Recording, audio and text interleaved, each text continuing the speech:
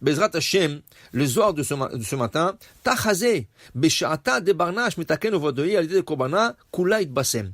Quand une personne vient, elle fait tchouva, elle emmène son sacrifice au Bet Amikdash, tout revient à sa place.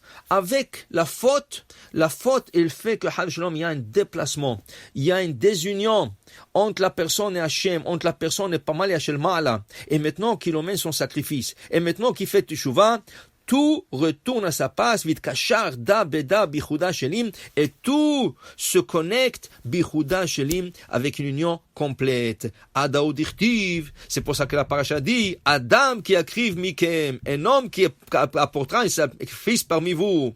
Mais là, tachazé, le Zohar veut savoir pourquoi on a utilisé ce mot Adam.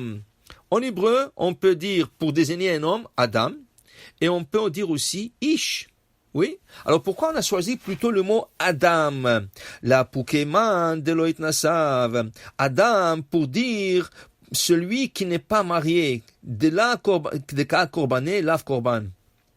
Ou birhan, lo mishtakhan gabe. Son sacrifice n'est pas complet et il n'a pas exactement la beracha. Qui veut dire quoi? Alors voilà. Hachem, il crée un homme. Il lui dit, tu t'appelles Adam. Pourquoi? Parce qu'il est venu de la Adama. Mais ce Adam-là, il est célibataire. Alors que je vois le premier jour, il prend tous les animaux de la création. Il dit à Adam, est-ce que tu es capable de me nommer ces animaux? Les anges qui ont été donnés cette tâche n'étaient pas capables de le faire. Et quand Adam est venu, il a nommé chaque animal selon sa nature. Il a vu, Adam, que chaque animal, il y a des pères. Ce qui veut dire, il y a le mâle et la femelle. Chaque animal, il y a le mâle et la femelle. Alors, à la fin de tout ça, il dit à Akadosh Baruch Hu, et moi, je suis célibataire, je suis seul. Où est la femme? Où est le complément? Alors là, Akadosh Baruch Hu l'endort, et il prend un os de sa côte, right? Et qu'est-ce qu'il fait? Il lui crée Chava. Et là, il s'est complété.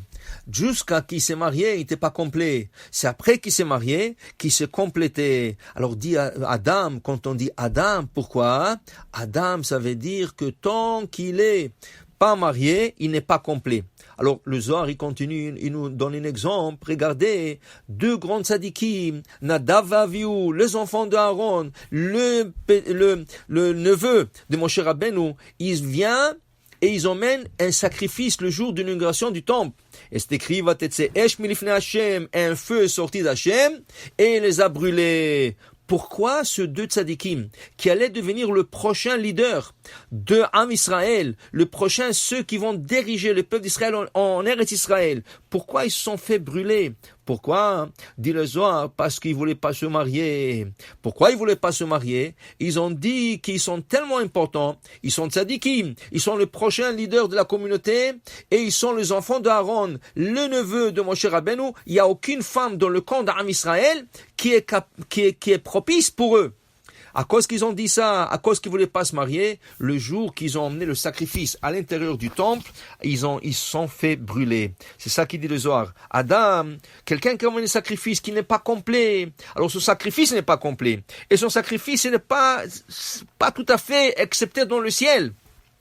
Oui, c'est sûr qu'Akadosh Baruch Hu lui pardonne ses péchés, mais il faut savoir qui cette personne n'est pas complet. Un autre exemple rapporté dans le Zohar, un peu plus tard, le Zohar dit, Yaakov Avinu a Bechir Sheba Avot, qui a escalé dans un niveau qui a dépassé ses parents et ses grands-parents, Avraham et Yitzhak. À Bechir, c'était le plus élevé de Avot. Et qu'est-ce qui arrive? Il apprend 14 ans dans une yeshiva, et voilà que son frère veut le tuer, il se sauve de la maison. Il se sauve de la maison, il se trouve à Beth-El, il dort, et la fameuse histoire avec l'échelle qu'il a vue, des anges qui montent et qui descendent et qui montent, et pas seulement ça, il n'a pas vu des anges, V'ine Adonai nitzav alav. Et Hachem était au sommet de cette échelle, en train de le parler. Le Zohar, il pose une question. Puisqu'il a escalé tellement de niveaux, il est arrivé à voir Hachem bichvoda ubatzmo. Pourquoi Hachem s'est apparu à lui dans le rêve et il ne s'est pas apparu à lui face à face, comme Moshe Rabbeinu, panim el panim? Dit le Zohar, pourquoi? Parce qu'en ce moment-là, qu'il se dévoile à lui, il n'est pas marié. Yaakov Avinu, il quitte chez lui à la maison.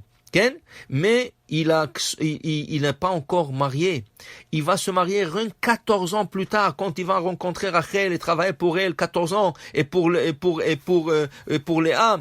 Alors dans ce cas, Hachem s'est apparu à lui dans le rêve. Qu'est-ce que tu vois? Se marier, c'est très important. Le plus vite. Et celui qui peut organiser des mariages, qui veut dire des shidduchim, entre des garçons et des filles, avec la crise qu'il y a dans ce monde, dans toute la communauté au monde, il y a comme un manque de garçons, comme un manque de filles. Mais il y a plein de garçons, plein de filles. Tout ce qui manque, c'est de leur mettre ensemble. Si vous connaissez des garçons et des filles, vous allez faire la plus grande mitzvah de matcher un couple qui vont construire le foyer d'Israël, qui vont ensemble avoir une bracha extraordinaire. Alors ça, c'est une grande mitzvah, de mettre de couples ensemble pour Bat Hashem, car Israël multiplie et fructifie. Baruch Adonai Le'olam. Amen ve Amen.